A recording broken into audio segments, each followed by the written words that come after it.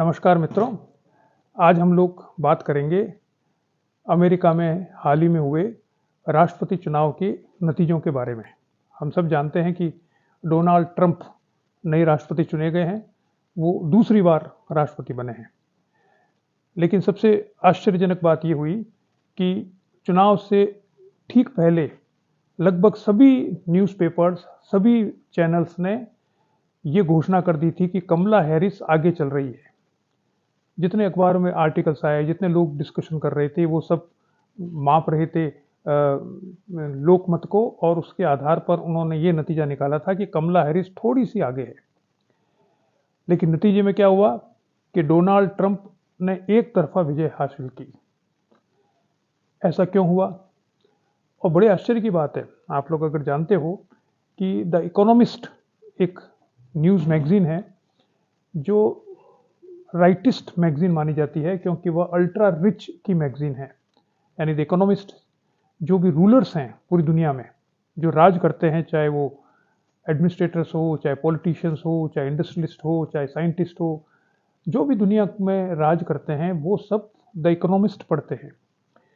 और उस मैगजीन ने चुनाव से एक दिन पहले ये लिखा कि कमला हैरिस जीत रही है, और अगर द इकोनॉमिस्ट को वोट देने का अधिकार हो तो वह कमला हैरिस को अपना वोट देना चाहेगी, क्योंकि उसका जीतना अमेरिका के लिए अच्छा है।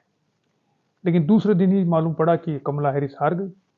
तो अब इस अप्रत्याशित हार कमला हैरिस की और अप्रत्याशित विजय डोनाल्ड ट्रंप की, इसकी व्याख्या कैसे की जाए? कई तरह से व्याख्या की जाती है। मैं अपनी तरह से एक राजनीति विज्ञान के विद्यार्थी के रूप में इसकी व्याख्या करना चाह रहा हूं। इसके लिए थोड़ा सा हमें देखना पड़ेगा कि दोनों जो विरोधी थे वे दो राजनीतिक दलों का प्रतिनिधित्व करते थे। एक है डेमोक्रेटिक पार्टी, एक है रिपब्लिकन पार्टी। ये दो अलग अलग प्रकार की सोच है अमेरिका में कि अमेरिका को किस तरह से चलाया जाए।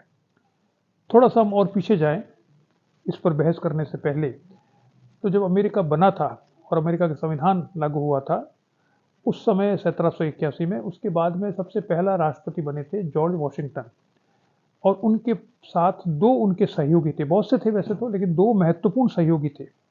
एक थे अलेक्जेंडर हैमिल्टन और एक थे थॉमस जेफरसन। ये दोनों अलग अलग प्रकार से सोचते थे, और दोनों को महत्वपूर्ण पोजीशंस जॉर्ज वॉशिंगटन ने दी थी, क्योंकि वो ये मानते थे कि दो अलग अलग प्रकार की सोच का आपस में जब टकराहट होगी तो सही प्रकार की सोच समझ सामने आएगी।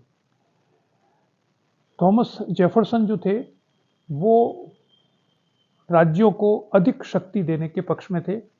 वो कृषि को महत्व देते थे और मानते थे कि केंद्र के पास कम शक्ति होनी चाहिए। हैमिल्टन जो थे वो केंद्र को अधिक शक्तिशाली बनाना चाहते थे। वो एक नेशनल फेडरल बैंक की स्थापना करना चाहते थे, एक ही प्रकार की करेंसी हो, और वो मानते थे कि अगर केंद्र मजबूत होगा तो राज्यों को भी उसका लाभ होगा। ये दो अलग अलग प्रकार के विचार थे। इनको एक को कहा गया फेडरलिस्ट, जो केंद्र को मजबूत बनाना चाहते थे, एक को कहा गया एंटी फेडरलिस्ट। धीरे धीरे ये विचारधारा, पहले तो सिर्फ एक ही पॉलिटिकल पार्टी थी, उसमें विचारधारा थे, धीरे धीरे इसके आधार पर दो समूह बनने लगे, और 1845 में आकर, यानी 60 साल बाद, रिपब्लिकन पार्टी की स्थापना होती है। डेमोक्रेटिक पार्टी आरंभ से थी और बाद में रिपब्लिकन पार्टी बनती है। अब ये बड़ी मजेदार बात है कि रिपब्लिकन पार्टी के आरंभिक वर्षों में जो उसकी विचारधारा थी, वो आज उसकी विचारधारा नहीं, उसकी बिल्कुल उलट विचारधारा बन गई है। और डेमोक्रेटिक पार्टी की जो 19वीं शताब्दी में विचारधारा थी, 20वीं शताब्दी में उससे उलट विचारधारा हो गई है। आप जानते हैं कि अब्राहम लिंकन ने, राष्ट्रपति जो थे, उन्होंने अमेरिका में दास प्रथा को समाप्त करने का सबसे बड़ा काम किया। उसके लिए उन्होंने युद्ध लड़ा। 13 जो दक्षिण के राज्य थे अमेरिका के, उनको उन्होंने पराजित किया युद्ध में, और उनको मजबूर किया कि वो दास प्रथा के विरुद्ध कानून पास करें। वो रिपब्लिकन थे। और बाद में हम देखेंगे कि रिपब्लिकन, आज के संदर्भ में बात करें तो रिपब्लिकन हायरार्की में विश्वास करने लगे हैं। डोनाल्ड ट्रंप जो विजयी हुए हैं, वो हायरार्की को स्वीकार करते हैं कि समाज में हायरार्की एक गिवन फैक्ट है इसलिए उसको स्वीकार करना चाहिए। स्त्री पुरुष में समानता को भी स्वीकार नहीं करते, गरीब अमीर की समानता को भी स्वीकार नहीं करते। तो जो नीतियां रिपब्लिकन पार्टी की 19वीं शताब्दी में थी, वो 20वीं शताब्दी में परिवर्तित हो गई बिकॉज ऑफ चेंजिंग सर्कमस्टांसेस। उस इतिहास में मैं नहीं जाऊंगा। मैं बात शुरू करता हूं 1990 में रोनाल्ड रीगन ने जब अपना कार्यकाल समाप्त किया 10 वर्षों का, तब उसने उस कार्यकाल के समाप्ति के समय सोवियत यूनियन का उन्होंने डिवीजन कर दिया, हो गया था उनके समय में। उन्होंने न्यू लिबरल पॉलिसीज अपनी अपनाई थी, और आज की जो रिपब्लिकन पार्टी है वो उसी समय सबसे मजबूत, आइडियोलॉजिकली विचारधारा के रूप में सबसे मजबूत सामने आई, और उसी विचारधारा को आज भी डोनाल्ड ट्रंप साहब आगे चला रहे हैं, कुछ हद तक थोड़ा बहुत चेंज करके। क्या विशेषता है इसकी? इसकी विशेषता, पहली विशेषता है कि यह फ्री इकोनॉमी की बात करती है। रिपब्लिकन पार्टी या डोनाल्ड ट्रंप, जिसे हम राजनीति विज्ञान की भाषा में नियो लिबरलिज्म कहते हैं, नव उदारवाद, तो ये नव उदारवाद की समर्थक है, यानी राज्य का नियंत्रण इकोनॉमी पर न्यूनतम होना चाहिए। दूसरा, ये विश्वास करती है सोशल कंजर्वेटिज्म, सामाजिक रूढ़िवाद में, यानी जो बातें चल रही है, रूढ़ियां चल रही है, उनको एकदम से क्रांतिकारी तरीके से तोड़ना नहीं चाहिए। जो मान्यताएं चल रही है उन मान्यताओं को स्वीकार करना चाहिए।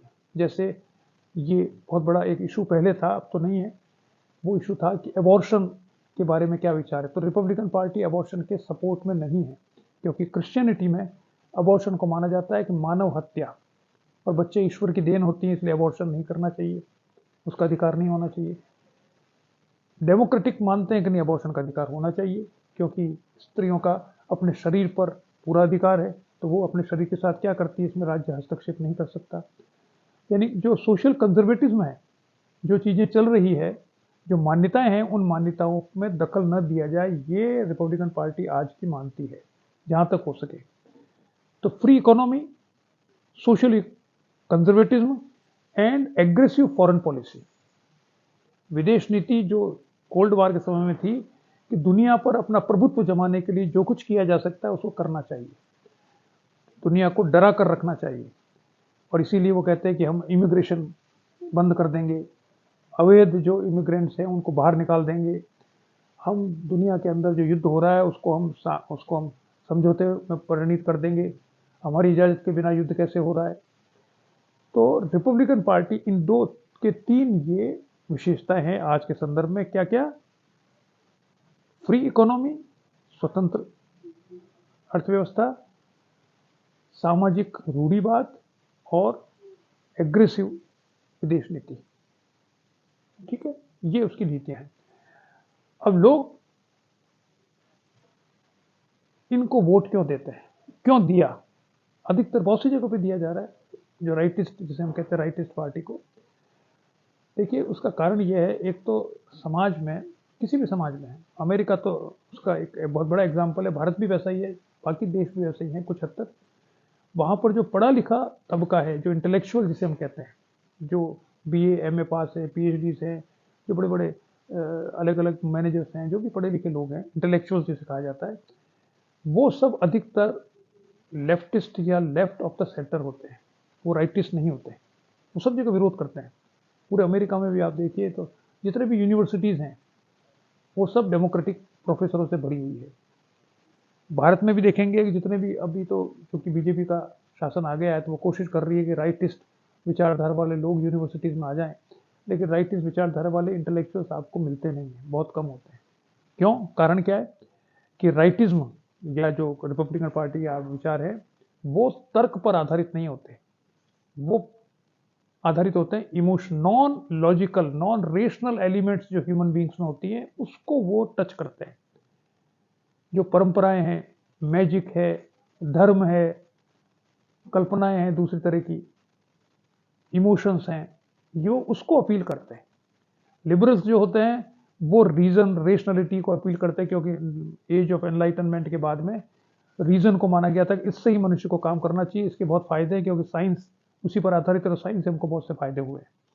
तो लिबरल पार्टीज या लिबरल आइडियोलॉजी वाले लोग वो होते हैं जो कि पढ़े लिखे होते हैं ज़्यादा, तो वो मानते हैं रीज़न रेशनल बात करनी चाहिए, वही सही होती है।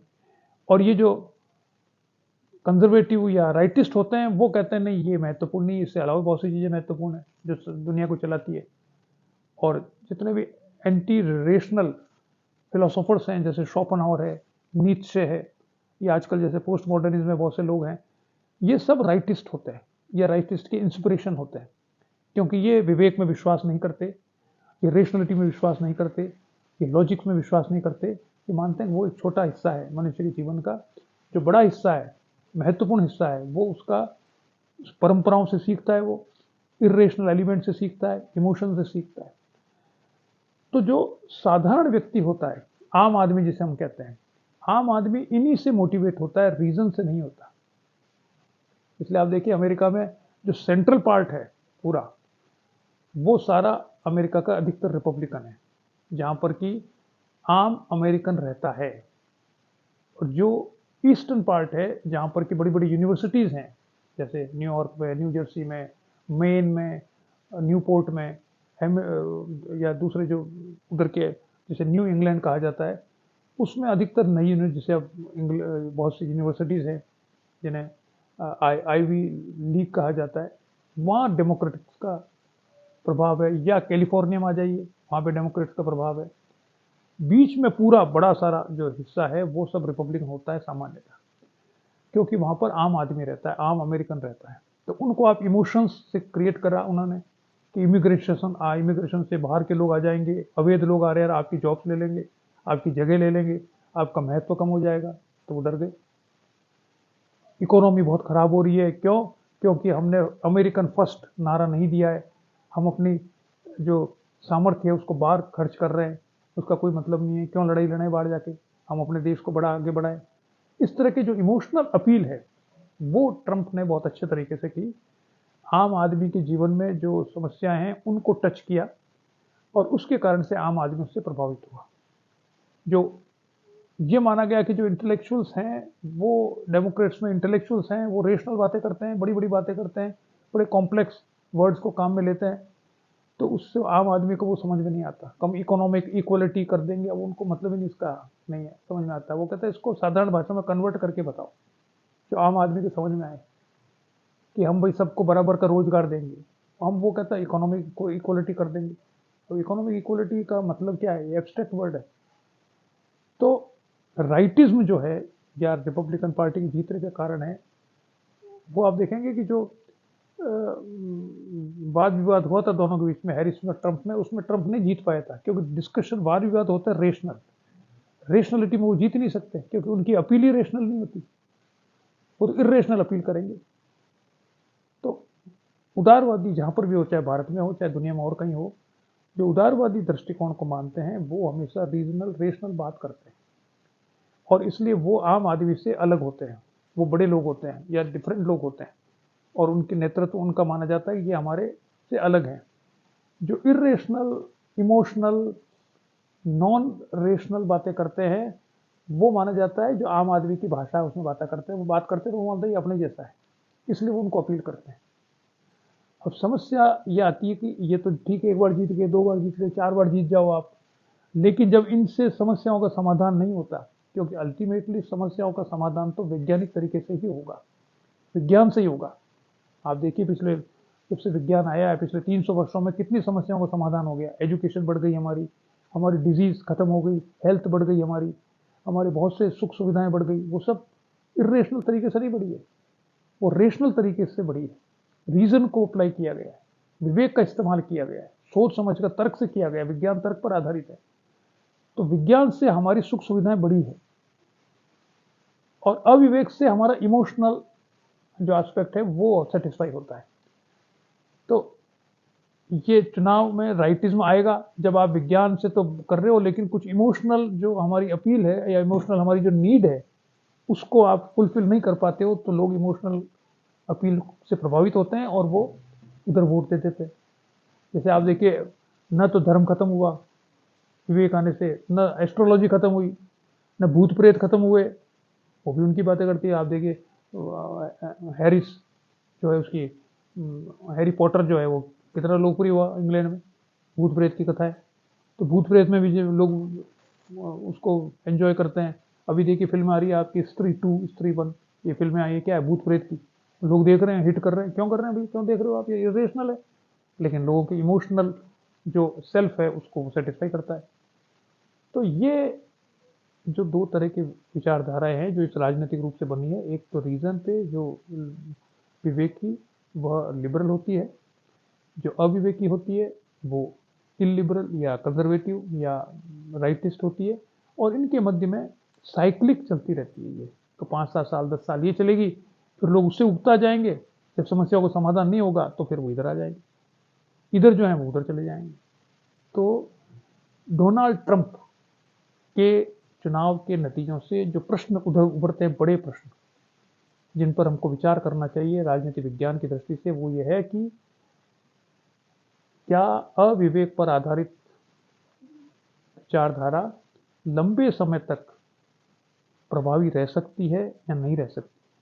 मेरा मानना है कि नहीं रह सकती, क्योंकि समस्याओं का समाधान विवेक की तरीके से होता है। जो बड़ी समस्या मनुष्य के समक्ष है, जब वो आएगी तब लोग विवेक की तरफ चले जाएंगे, और नहीं तो इमीडिएट सॉल्यूशन सेटिस्फेक्शन हमको इमोशनल होता है तो हम उसकी तरफ जाएंगे।